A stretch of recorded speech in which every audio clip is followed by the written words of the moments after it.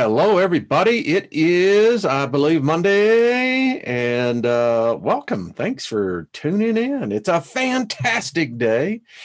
Every day's fantastic, good, bad. You wouldn't know good if you didn't have bad. You wouldn't know what joy is if you didn't have pain. Yeah, the duality of our existence. It is the thing in which we all try to see. How are you? Thank you for being here, and I hope that your day is going well. Let me just speak favor over you, me, everybody.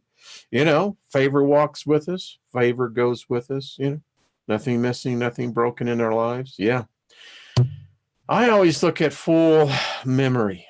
The more that you think about this, the longer you're here, particularly all of you free thinkers, you begin to realize something. I'm coming to this kind of a juncture, it's almost as if we are missing something. Oh, like that's a freaking revelation, right? But seriously, hey, Big Al, how are you doing? Good to see you, my friend. Miss Julianne Payne, my love, good to see you. And Mojo and David Barry and Sarah and Nina the Mystic and Robert V. Greetings, Kenneth and anyone else. Susie Q, good to see you. Universal, and I wish we'd get lost in space back there. Somehow another person got blocked, and I don't know how. I didn't do it. Anyway, I digress. Getting back on point, something's missing here. I mean, seriously, there is a piece of this. Yesterday on our Not Your Normal Sunday show with Jeffrey Doherty, there we go. Hey, how about that one, Jeff? I was telling him it's all the religions lead us to the same place. All of the beliefs lead us to the same place. All the disbeliefs lead us to the same place. And that's weird. You ask yourself why. And I think, again, this whole concept of man not being the crowning of creation, that no matter what God man invents, no matter what savior mankind has brought into existence, we didn't have anybody. Our butts were hanging out there. And, it's hard to believe that even if these creatures lived, which we have evidence, we know they did, then that opens up this whole thing. Then what if what their story is in fact true? When we studied the Liber Lilith, Lilith instructed us in the way that a mother of creation would do for our species. And if you go back and you look at that Samuel sounds an awful lot like Baal. That would make Lilith the female Baal, which would make Lilith, in essence, in today, Lilith would be the light bearer. She would be the light of creation of all wisdom and knowledge, which has been, I think, morphed into, the modern day Satan Lucifer construct. And, but in any case, Lilith was telling us there was this time of these creatures, and they absolutely unnumberable. No number could count, she said, the amount of dark ones. That's what I call them now. She used the term, I think, demons, but it's very clear to me that I think they are the dark ones. And speaking of which, Friday, going to have a special guest on, and we're going to the whole show is going to be on the dark ones. I think they have been written out of the modern day nomenclature of our species. There's a set belief systems that are basically the tenets of all belief systems for all humans. I don't know of another particular theology, ideology that puts man at this juncture. It all seems like we were up here at somehow and we fell, and we've been struggling ever since then to get back up to the top of the pyramid. Folks, I don't even think we were ever at the top of the pyramid. I don't think that was ever the case. And either we have done it as a species to erase that horror of knowing that there wasn't anyone to help us, and that there was this other reality, this other world where there was a different top life form, and it wasn't us. And that's hard to accept. And I don't know if it was sapiens. I don't know if it was Neanderthals. I don't know if it was Cro-Magnons. I don't know how far back which version of man it was. By the reading of this, it appears to be sapiens. Yeah. So the dark ones, I don't think they went away. And if these creatures were in any way genetically linked to man, I don't know how, but if that is the case, then things really get screwy. Contaminated bloodline. We have that already. To date, we still don't know how the rhesus hemoglobin got into our blood, but it did. And we don't want to talk about that because that is uncomfortable for people. Again, it doesn't put us at the top of the pyramid. It puts us down at the level of the primates. And modern man can't handle that. Nor can the evolutionists. Darwinism is as much of a bigot belief system as any religion, because Darwinism sets a particular path with no other opportunities for something other than this Darwinism of evolution. Don't think it's universal. Don't think it's administrated across the board. Don't think so. It's very obvious certain species have certain endowments, something about them that sets them apart. I contend the whales, particularly the giant sperm whale, the blue whales, they are of a higher life form than man could ever think about. And I think that this is the whole thing about the story of King Og. He's giving his side of the story besides the Abrahamic point of view. Let me just say it that way. And it's an interesting tale. Lots of jewels in here. And again, so let's get right to this. And I don't want, as they would say, that was looking there. So let's rock and roll, baby. We got a lot to cover. We're going to find out the conclusion of these men of renown. And that's a problem. Men of renown.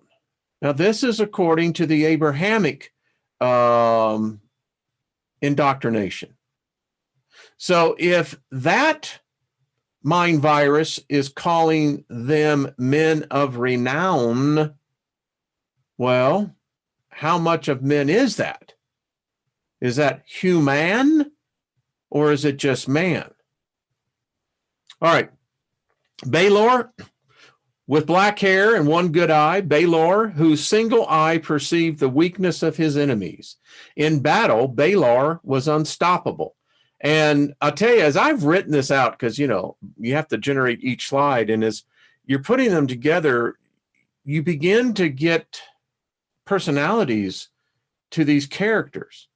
And as we get into the battle itself, you're going to be reminded of these great men of renown.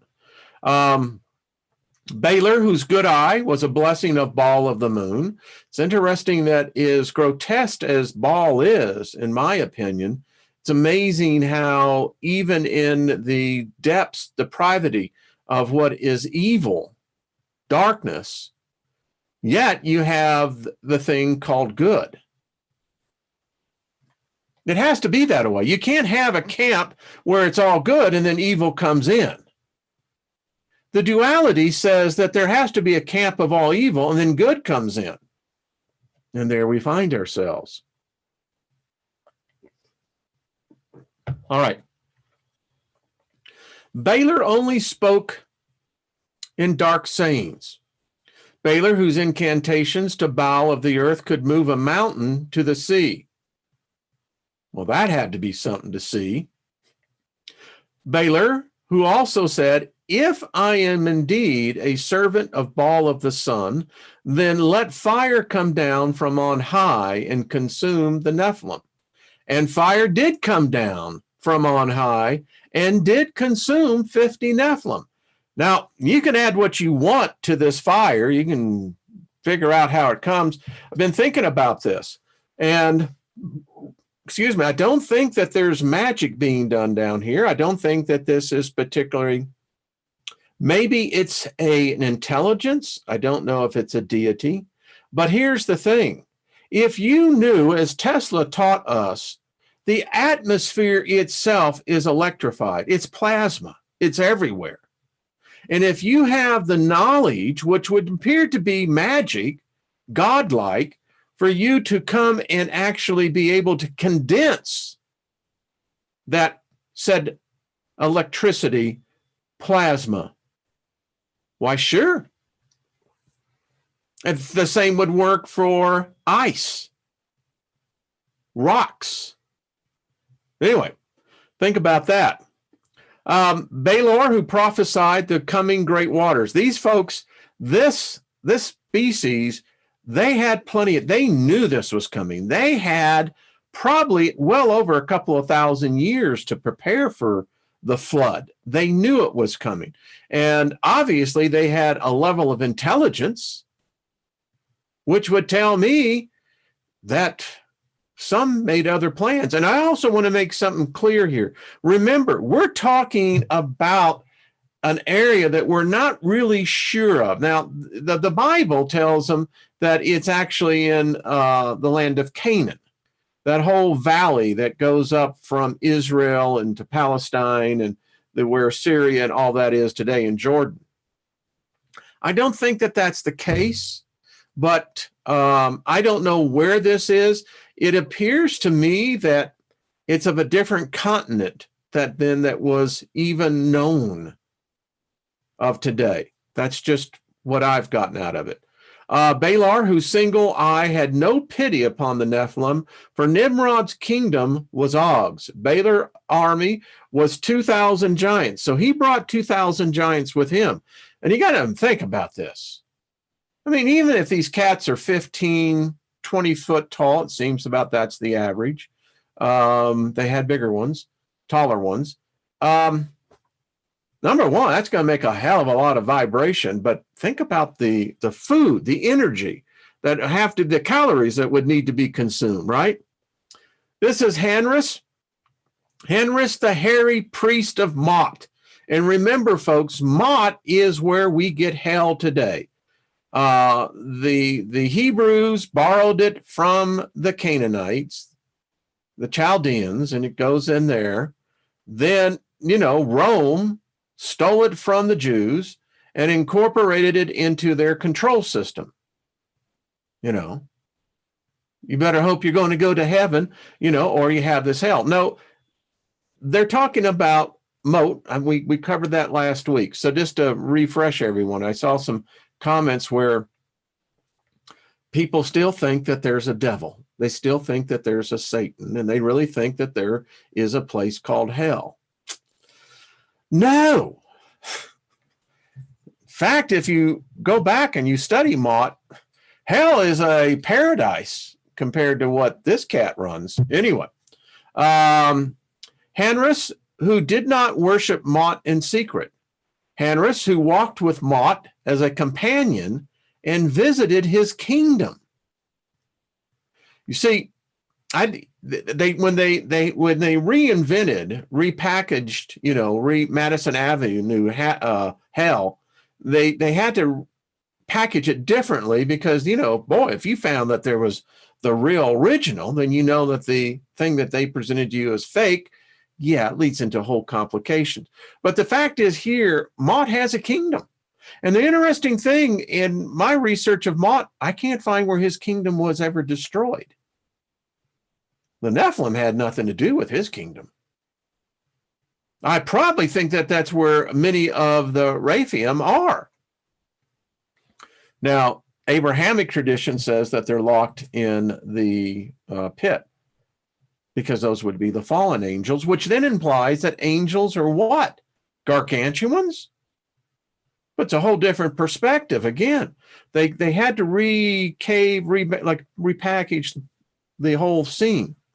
Hanris, whose dark ones were such that he was a whirlwind, looked and as a whirlwind turns. Wow. I mean, this beats any exodus, any possession we think of today. Hanris, who swore thoughtlessly with his lips to do only evil. Hanris, who Mott told of the great water. So Mott was out telling, hey guys, there's a flood a-coming. Hanris, whose method of destruction on the field of battle brought fear to the uncircumcised. Hanris, who had eyes of certain death. Hanris, whose comprehension of the dark ones was complete. I got no freaking idea how that is done.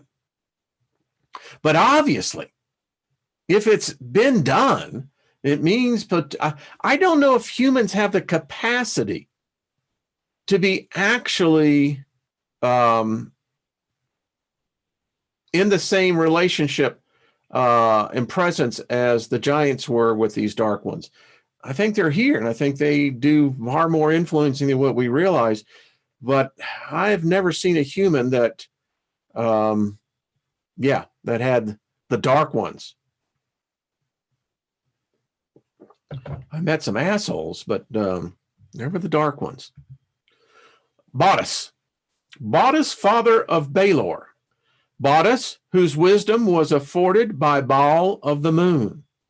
Bodice, who spoke of the nature of things and saw all unseen truth.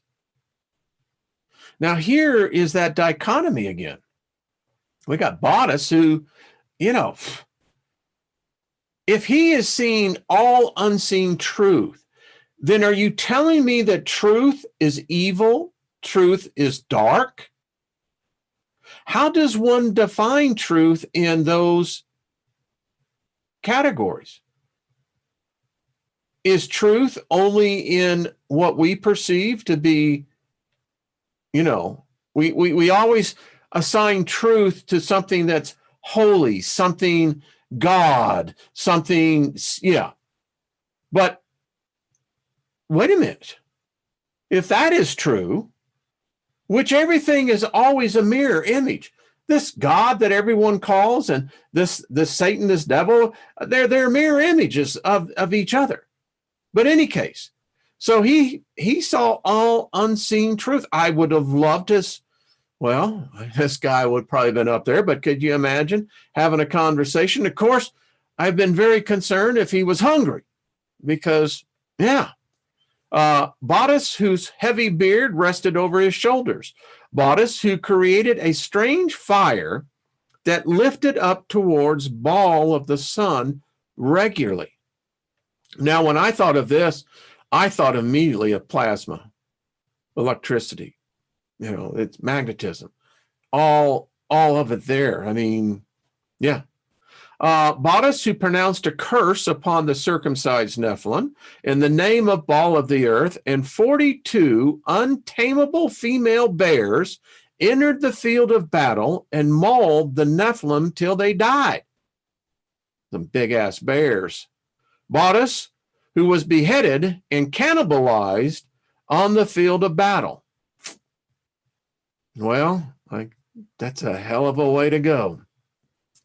Bodice's army was 500. I mean, really? One thing, they cut your head off and then they're going to eat you? Yeah. Yethat, keeper of the smaller cells. Yethat, whose charge it was to determine the smaller cells, us humans, to be slaughtered by Onzol. You don't think that this would change your psyche? Yeah.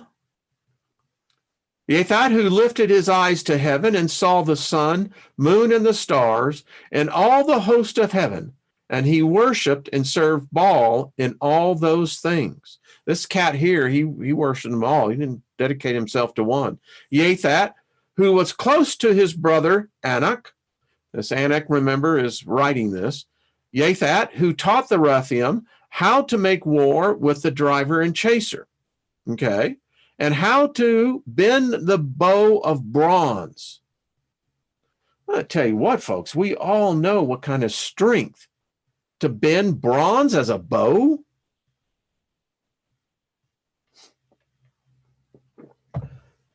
Just carrying the thing would be a feat, much less trying to shoot it as a, yeah.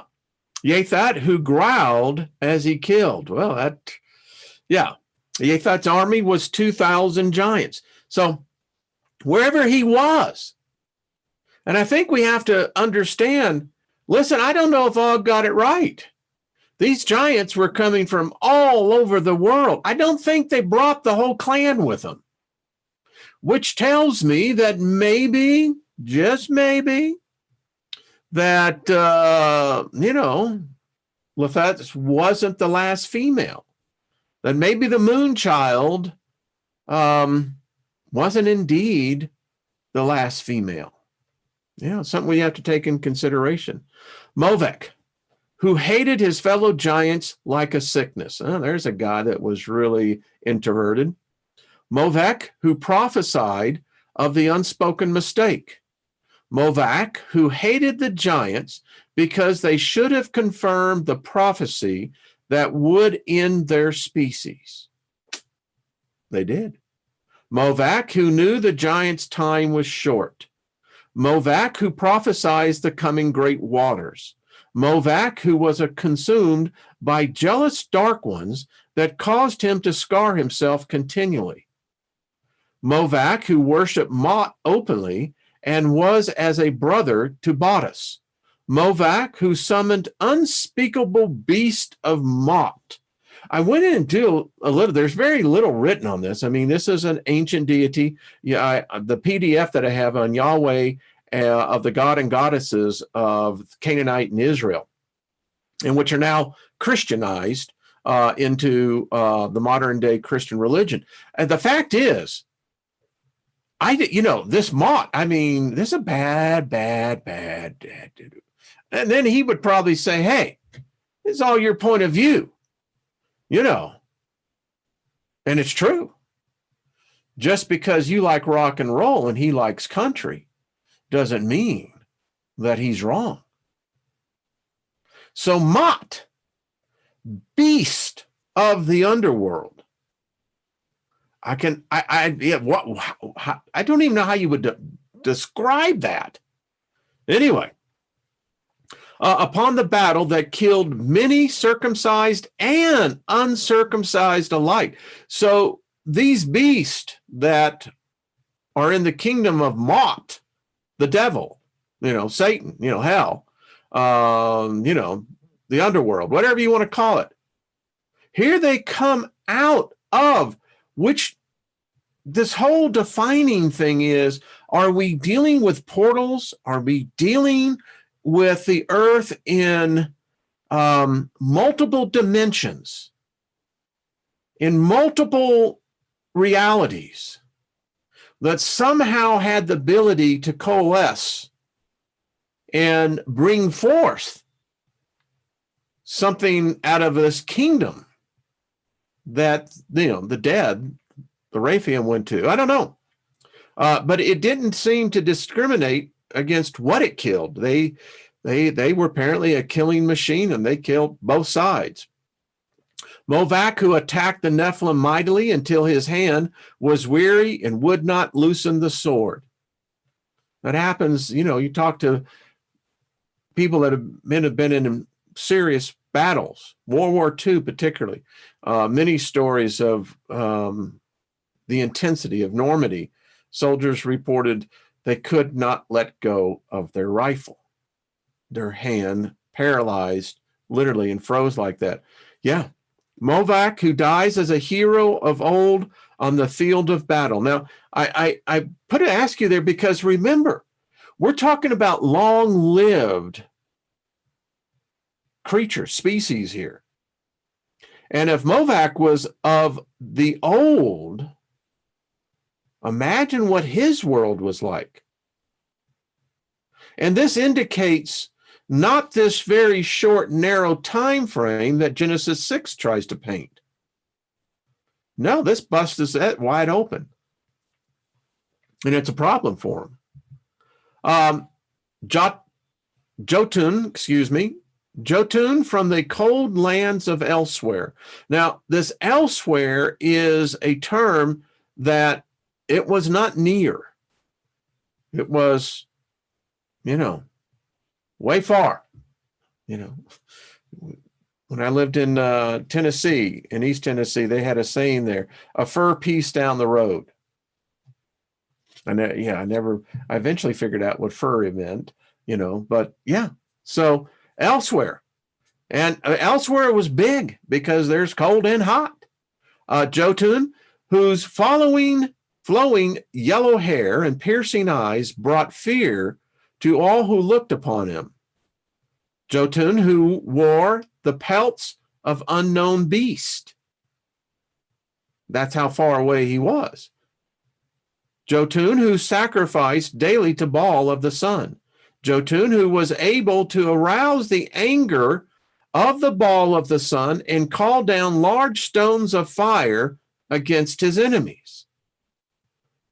Jotun, who drank the potion of Enceladus and lost himself to the dark ones for 8 seasons.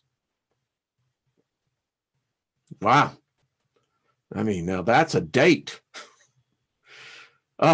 Jotun, who helped to tear down Nimrod's high places of Baal worship. Interesting, so all I can say is Yahweh is Baal for Nimrod and the circumcised. It's the only way you can define this. I don't care how they've rewritten history. I don't care what they've done, but the fact is Yahweh is Baal, which would make Jesus Baal's son. Maybe the Catholic Church has it right. They do worship Lucifer, and they do say that Christ is Lucifer's son. Jotun, who killed Nimrod's sons, whose names will not be mentioned to blot them from the earth. Boy, is that one. Man, that's a slap in your face. And when we hear that story? Why, yes, we heard it from the Moses story. Because the Egyptians didn't talk about any, yes, they did. They did talk about the giants. Yeah, they did. Jotun army was 500 giants. Gantua from the cold lands of elsewhere. Gantua, who wrestled mightily with the great beast in the blood pits of Baal of the earth. There we go again with these blood pits. And now you got giants that wrestle. Bigger creature than themselves. I guess that was the equivalency of a rodeo, I guess. Maybe that was their bull riding. I don't know. Gantua, who called down fire from Baal of the sun and did not receive it. Uh-oh. Yeah, I'm seeing a problem here. Gantua, who worshiped Baal in the wrong fashion. And get this, no mercy, and was promised every abomination before death.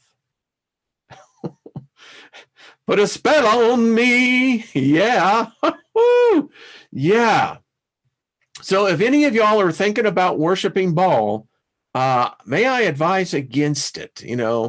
That's like practicing magic and having no idea what you're dealing with. Gantua, of whom, while strong of flesh, was weak of spirit in mind. And the spirit part of this, these creatures were absolutely convinced that they had a spirit, they had a soul. That's what spirit and mind is.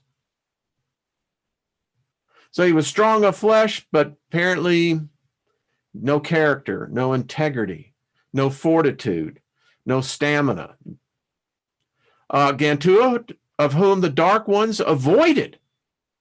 Now, how bad do you have to be to have the dark ones avoid you? I mean, the depths. Gantua, who was caught, his eyes gouged, chained to a stone, and lashed and abused by the Nephilim until he was dead.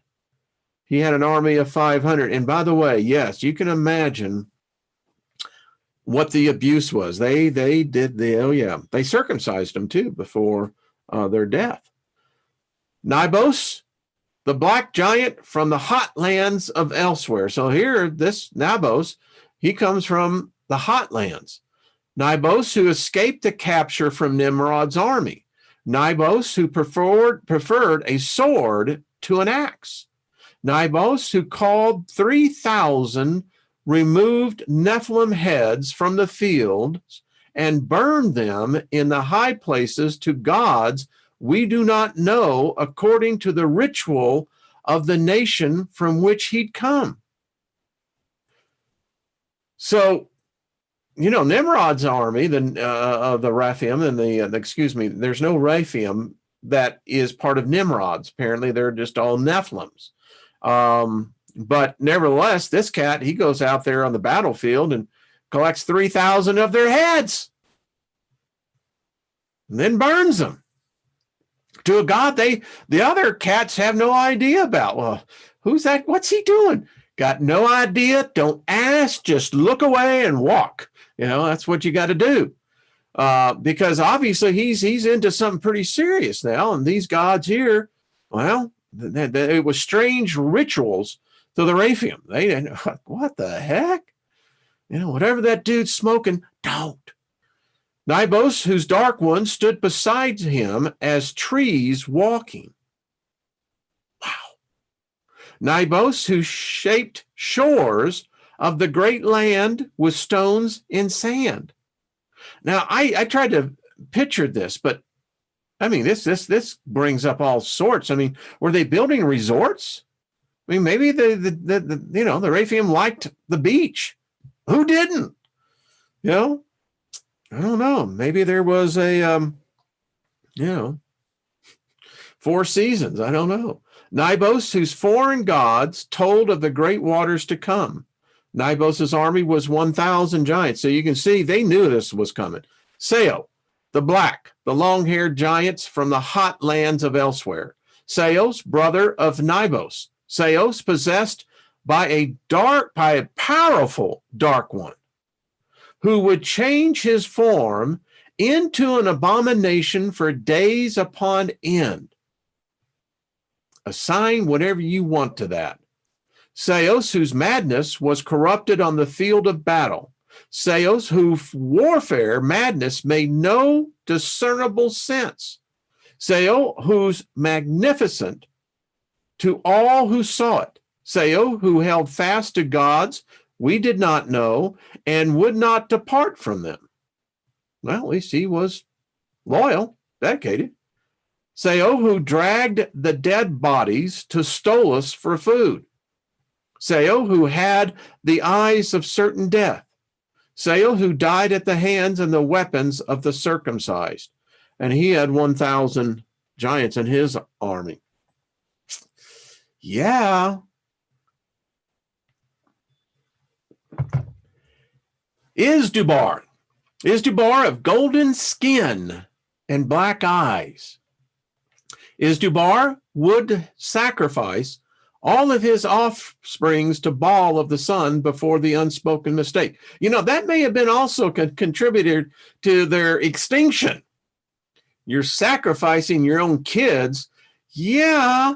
You know, I don't understand it. Anyway, is Debar who practiced all of the soothsaying, witchcraft, and openness to dark ones that he could muster. Yeah. Is Debar who created potions with Enceladus that caused the giants to see the future, tomorrow. Is Debar of whom there had been no giant like him before, and who worshiped Baal of the sun with all of his soul and with all of his might, according to the laws of the kingdom. Wow. Is Debar who foretold of the great waters to come. You see, they had plenty of time. They knew it. They saw it. These were psychic creatures. We would call them today superheroes. They would, I have no doubt, and I'm just going to lay this out there, that the vast majority of the smaller self, us, we were under their control. They exerted a psychic control that obviously small, simple minds that humans have. Yeah, I know people don't like to hear that, but it's been proven that humans are the most susceptible to suggestion and then turn it into a belief. Anyway, he had eyes of certain death, and his army was 5,000 giants. That was a pretty good crowd.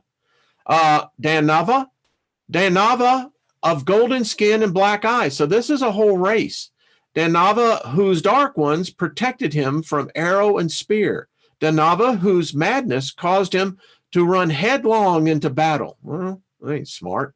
Nava, who attacked the circumcised Nephilim with finger and teeth. Nava, who consulted a medium of Mot for guidance.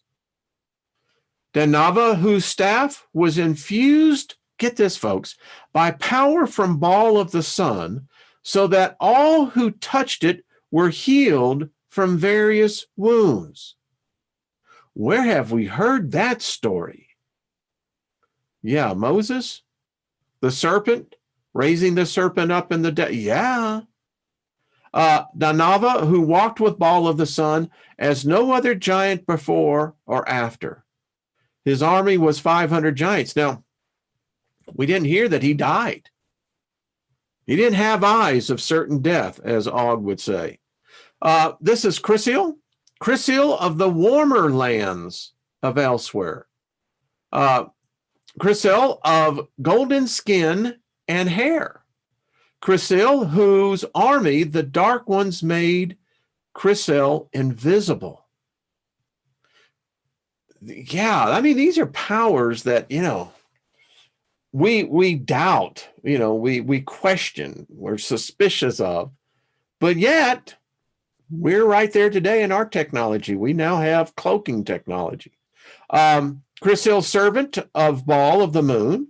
Chris-Hill, whose dark ones confused the circumcised Nephilim so that they said, I hear them, but I see no one.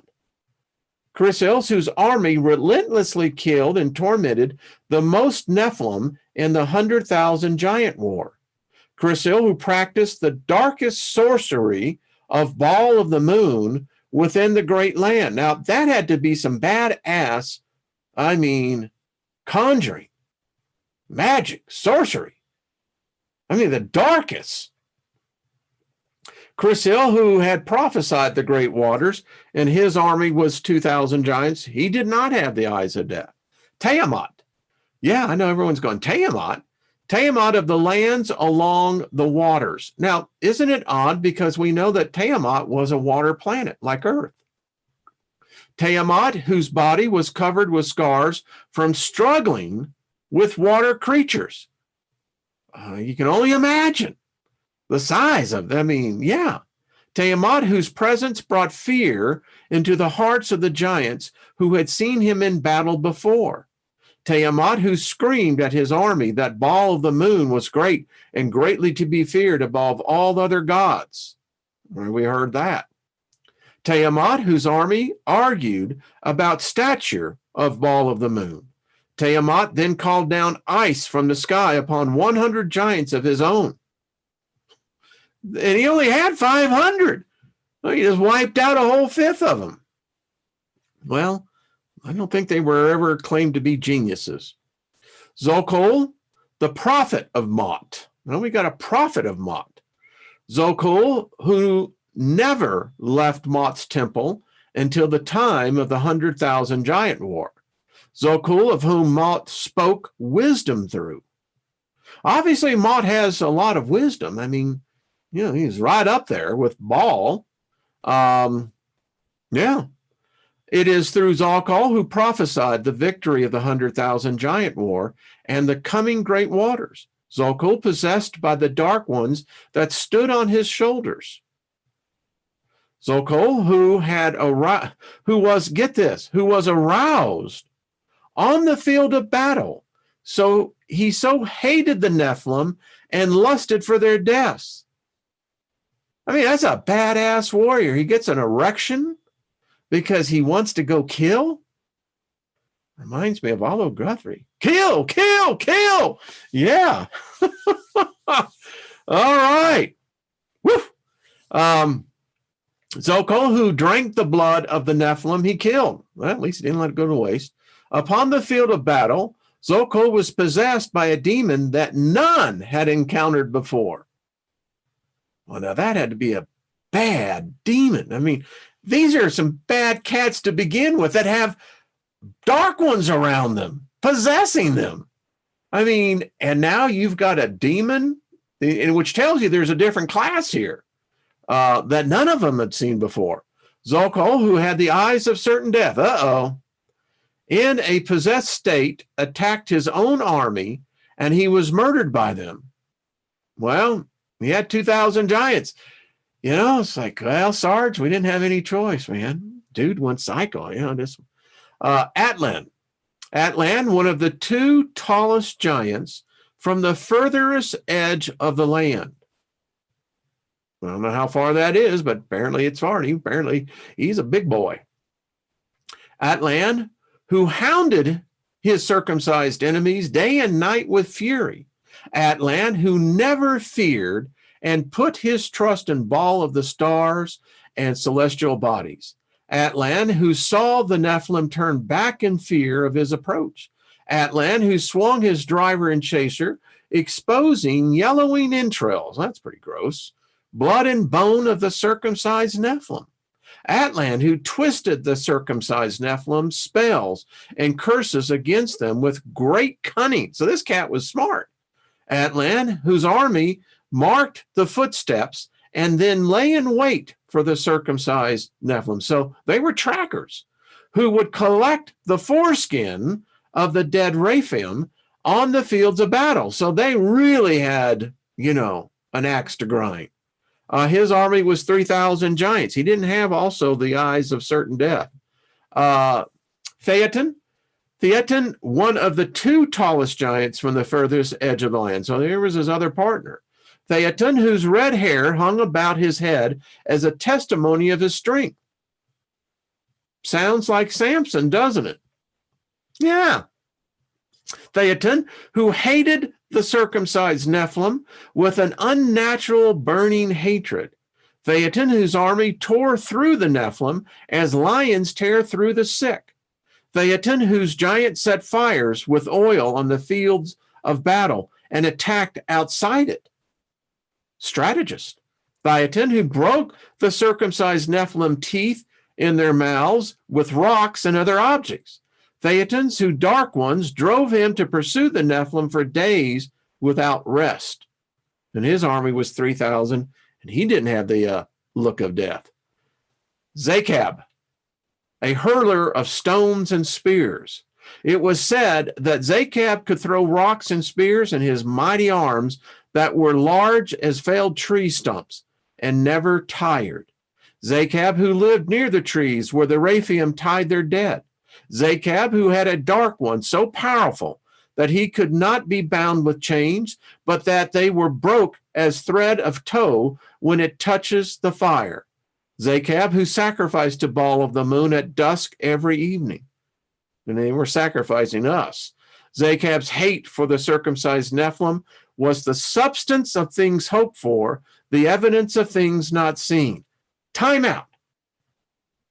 Now, folks, I lived by that verse for 40 freaking years. I know exactly where that is. As I put it right there, that's Hebrews 11:1.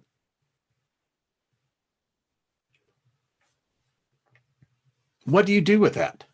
Many of you who come out of the Godspell, the heavy Bible indoctrination, when I read that, I went, wait a minute, what the freak is going on here? His hate for the circumcised Nephilim was the substance of things hoped for, the evidence of things not seen. Word for word. Go look it up right now. Any of you in the chat room listening to me, go to the Oracle, the Great Oracle, and whichever one you use, and type it in. You'll see it. Zachab led his army of 1,000 giants who hurled stones and spears in battle. Ballast, the finisher, who slew all the dying and wounded Nephilim on the field of battle. So he was the cleanup crew. Ballast, who stacked the bodies of the dead Nephilim in large burning monuments to Baal of the earth. Ballast, who, it is said, the dark ones favored. Ballast, the soothsayer, who secretly worshiped Mot. Ballast, who would force wounded Nephilim faces to swim together before they broke like pottery in his grasp. Can you imagine the size? I mean, come on. Ballast, who lowered himself to the ground and attacked the circumcised as a beast of the fields would. Ballast, the finisher, armies, whose 2,000 giants, who slew the wounded Nephilim on the field of battle. Skyrun, who had lost his arm in battle alongside Grayon, Sychon, servant of Baal of the moon.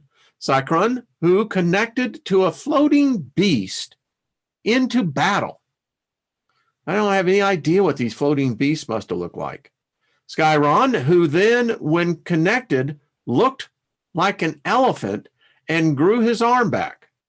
Skyrun, who harvested and drank the blood of the Nephilim in clay pots with Karanza. Sounds exactly like him. Skyrun, who demanded that those who follow him shave their heads in ritualistic patterns as those from the hotlands of elsewhere do. Skyrun, who trained the great beast to stand upon the circumcised and hold them still until his army cut their throats and stomped their skulls. Before the water came, the field was soaked with blood, and it was Skyrun and his giants doing it. Skyrun's army was 500 giants. I can only imagine. No, I can't. Gug, the ugliest giant to walk before Baal of the earth. Folks, how ugly do you have to be called to be the ugliest? And these cats were no, Frankie Avalon. I mean, they were, whatever your perfect, male looks like. Gug, whose ugliness could stun a bull elephant beast of the field. Folks, that is just goddamn ugly. I mean, how ugly do you have to be to stop? And by the way, these elephants, were, 20, 30 feet tall, having it freaking out. Folks, that is serious ugly. Gug, while in a trance, spoke the words of Baal of the stars and celestial bodies. Gug, who prophesied the great waters to come. Gug, who with his horrible vestige led the first of the Rephaim to battle. Gug, who wrung Nephilim necks with hands that were dangerous weapons. Gog, whose terrible physical twisting was never undone. When Baal of the earth looked upon Gog, he looked with respect. Wow. When you got a god looking down on you and saying, man, you ain't messing with that dude. I mean, I wouldn't mess with that dude. Gog had eyes of certain death. His army was 500 giants. So this is Hastur, Og's battle strategist. So this was an intelligent cat. Hastur, who rode a large beast of old into battle. Hastur, whose heavy black hair was a crown to him. Hastur, who was a priest of Baal of the moon. Hastur, who was honorable and whose counsel was like a deep waters. This is a cat who's wise. I mean, you think about this. I mean, this cat is not an idiot. It says that he was honorable. That means he had integrity, character, not traits that you would assign to or associate with something like these. Hastur, who forced his sandaled foot onto the necks of the many of the failed circumcised. Hastur's army was successful because of the circumcised Nephilim nation was a nation without counsel, and there is no understanding among them. Man, I've read that right out of the book of Deuteronomy.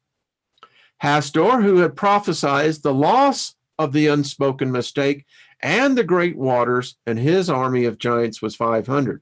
He did not have the look of death. Now check these two out, folks.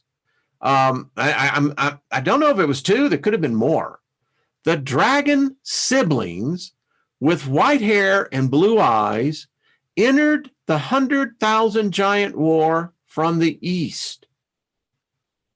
It's China. Dragons.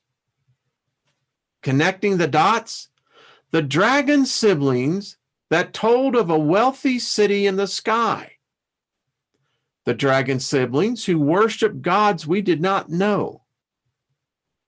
I mean, folks, we get back into China's history. Yeah, I think I have an idea who these are or where they came from, but we'll wait on that. The dragon siblings who were protected by the bright ones. We're going to find out who the dark ones is, but there's not much written about the bright ones. But the bright ones are yet associated with the dark ones. The dragon siblings, whose joining army added 20,000 Rephaim to the battle. Folks, these are giants from the east. They brought 20,000 with them. The largest of any single group. The kingdom of Og hired the dragon siblings with the gold stripped from Baal of the earth's temple. A curse forevermore is upon all of us for our purchase. Their tales and exploits against the circumcised, are they not recorded in the wars of the giants in the mountains? I can't find that book, but I'd love to read it. The sibling dragons. Wow, the dragon siblings. Wow. Terhunt, the hungry, who are many sour dead on the field of battles, and who was spared from the sickness by a potion from Enceladus. Terhunt, who killed as many uncircumcised Nephilim as Ballast, the finisher. Terhunt, who Terhunt the scarred, and hungry, who attacked Teeth first and killed with the driver and chaser. Terhunt, who waited upon the dark ones and was of good courage and was strengthened by Baal of the moon. I guess good courage helps when you go into battle, right, guys, ladies? Terhunt, who was surrounded by the voices of the dark ones that advised him. Terhunt, who prophesied the great waters. Terhunt, he had the eyes of death. He had that evil eye look. And his army was 1,000 giants. Miry, Miry, who connected to a floating beast in battle. Miry, who when connected looked like a rhinoceros. Miry, who worshiped Baal of the earth. Miry, who lifted a hillside and killed 300 circumcised Nephilim with it. Seriously? Miry, who was a lawless Rephaim, and whose dark ones hung about him like reeds by still waters. Miry, whose commitment to Baal of the earth was complete. Miry, whose eyes had been blackened and scorched in his quest for certain death. Miry's army was 500 giants. Now, I don't know what he was looking for. I mean, yeah, but he had the black eyes. Hyah, who scattered the pieces of the circumcised Nephilim on the field of battle. Hyah, who welcomed the dark ones of Mot within him. Hyah, of brutal stature, who gave his dying enemies vinegar to drink. Where did we hear that before? Crucifixion scene? Yeah. Hyah, who carried the dead Rephaim from the field of battle to tie to trees where the dark ones gathered. Now, we're going to get into that Friday. Anyway, Hyah, whose dark ones tormented the circumcised Nephilim so that they threw themselves down and dashed their stomachs and skulls open on the sharp rocks of the field of battle. Hyah, whose contention with the circumcised Nephilim was as the bars of a castle, and his army was 1,000 giants. He didn't have that look, but yeah. Argy, the red-haired giant who lost an eye in battle. Argy, who took an eye of every circumcised Nephilim he killed. Argy, who hated Nimrod with all of his soul and was responsible for Nimrod's original circumcision. Remember, he was the one before he died. Argy, who was so consumed by Baal of the stars and celestial bodies that the dark ones gathered about him as a storm in the sand. Argy, whose dark ones spoke through him and guided the Rephaim in battle. Argy, who had eyes of certain death, and he had 1,000 giants. Cacus, the dark Rephaim from the hot lands of elsewhere. Cacus, worshiper of gods we did not know. Cacus, whose hair was as ropes and whose back was broad. Cacus, whose dark ones broke the bones of the circumcised Nephilim when told. Wow. Could you imagine sending out your spirits, whatever the hell they are? And they would break. Someone speaking bad about you behind your back, they would find them, break their bones. Yeah, I bet they quit talking about you, wouldn't they? Uh-huh. Cacus, who wore high-ranking circumcised Nephilim army heads about his waist. Cacus, who was scarred by Baal of the moon as he pronounced a broken incantation to raise the moon child from the dead. He screwed up big time on that one. He had 1,000 giants in his.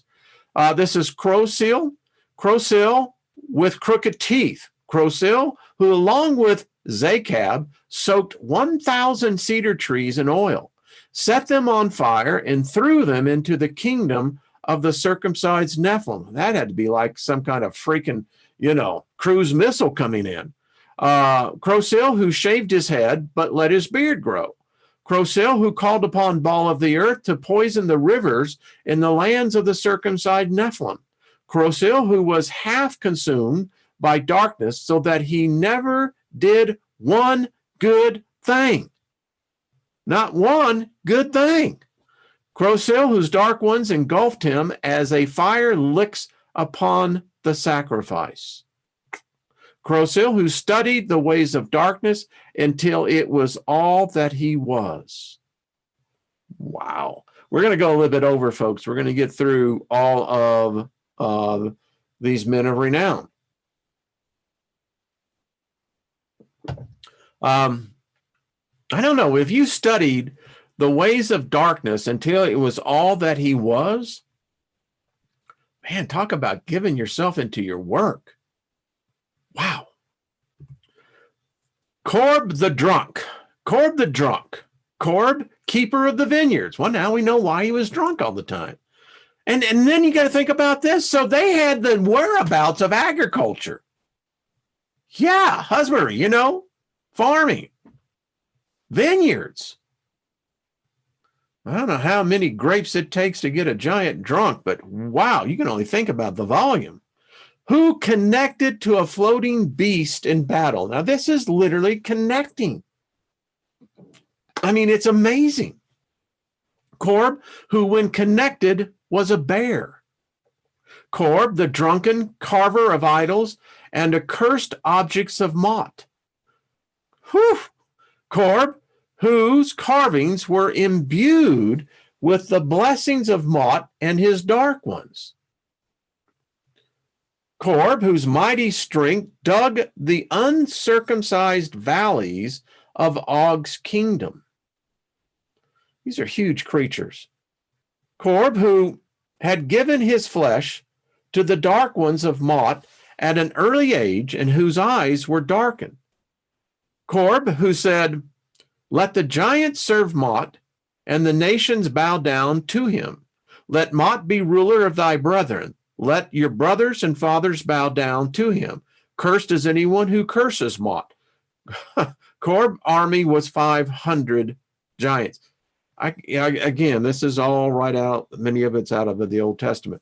Lethat, the Rephaim keeper of weapons. Lethat, who taught the Rephaim how to kill with the driver and chaser.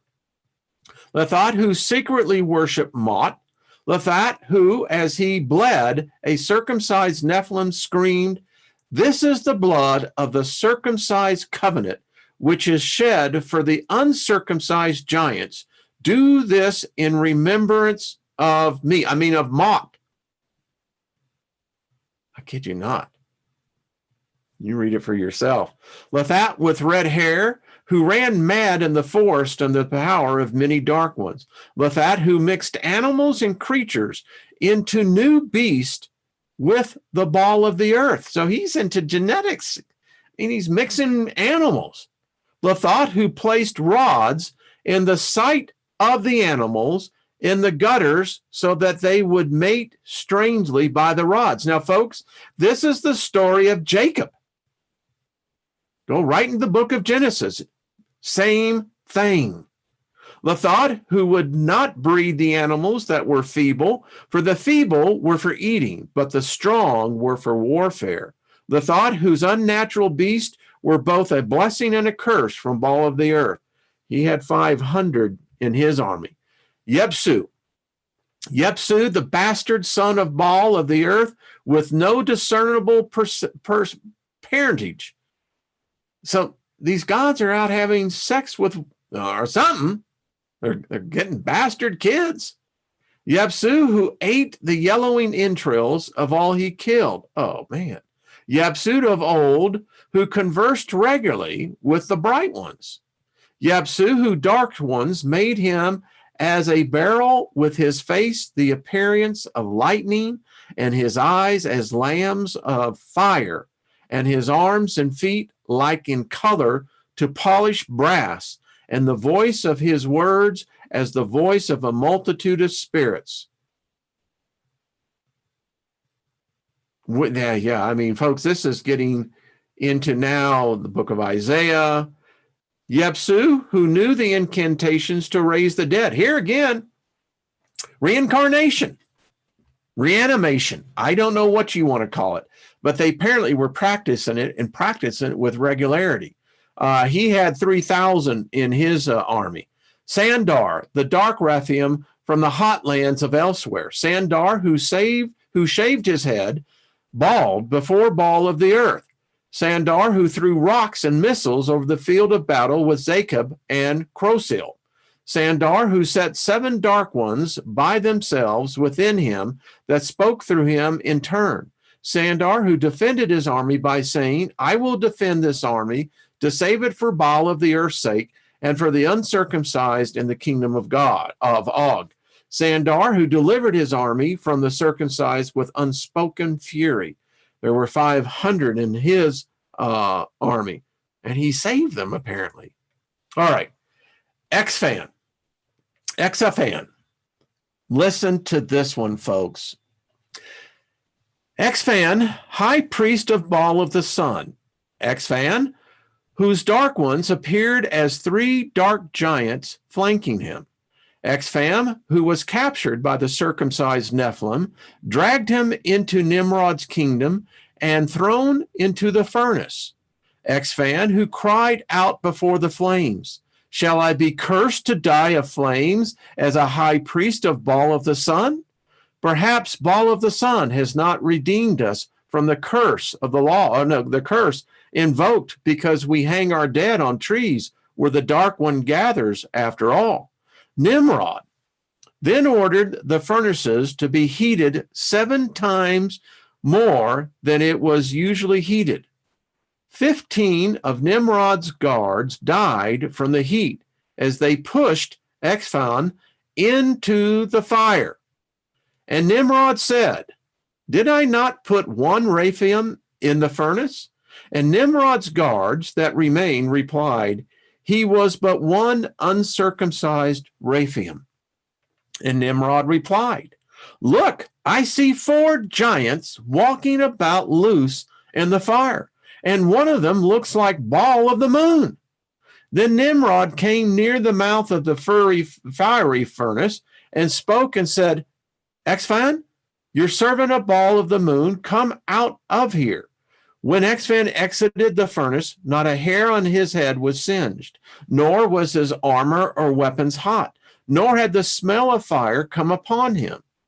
X-Fan then said, I am a servant of Baal of the sun, but rightly you speak, because Baal of the moon and Baal of the earth and Baal of the stars and celestial bodies and Baal of the sun were in your furnace. X-Fan was then beheaded by Nimrod, and his army was 500 giants. Now, is this not just the wildest thing ever? I mean, this is the story of the Hebrew children. I mean, you replace it again. The names and the characters have been changed, you know? Yeah. Do with that one what you will. All right, our last one. This is Arnas. Arnas, the willfully dark. Arnas, whose countenance was like lightning and whose remnant was white as snow. Arnas, who prayed unto the eternal, immortal, invisible, and only Baal of the moon. Arnas, who captured the circumcised Nephilim, not to kill them, but that they should be tormented as a hand when a scorpion strikes it. Arnas, whose dark ones protected his body and his wounds. Arnas, who hated him and worshiped against him, whispered against him to devise harm. So his dark ones apparently hated him. Don't know why. They avoided the other guy that was apparently so bad. Arnas, whose anger lasted for a lifetime, who had no favor for life. He hated life. Who wept until morning and whose joy never came. Arnas remained close to Og in battle. So this cat here, talk about a manic depressant, you know, like the robot on, what was it? Hitchhiker to the Galaxy. All right, so tomorrow, not tomorrow because tomorrow's with Trina, but on Wednesday, we're going to pick up on the dark ones. And then we'll get on with the rest of the story. As I hope you found that interesting. I know I've gone over about 10 minutes. Thank you. Well, thank you, Mother Nature. That's makes me blush. Thank you. Yeah, these giants, they are, Richard, they are a very interesting topic. I mean, folks, now I don't know anywhere else where they've actually gone and listed every one of the men of renown that the giants listed. Now, it's interesting that when we see, I think there's 66 of them altogether. I think that's what there is. Isn't that interesting? But yeah, And we're leaving these cats. We're going to be picking them up because now we're going to start getting into the battle, and things get intense real quick. And well, at the end of this, we're going to have a discussion. If you'd like to come on, just email me and we'll do a roundtable, because I think this is worthy of discussion.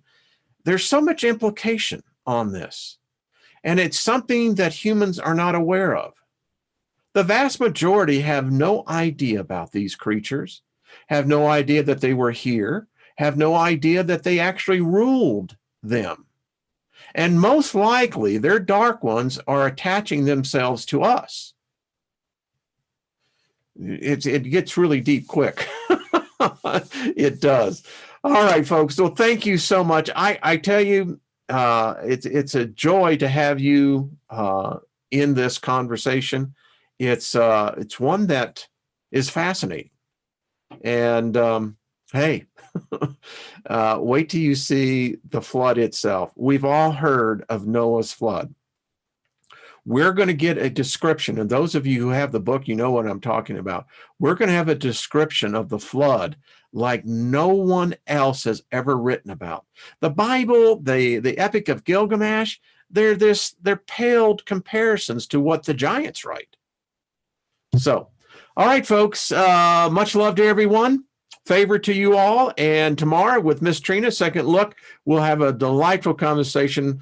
I'd be curious to get Trina's take on some of this. All right, folks, we'll talk to you. Bye-bye.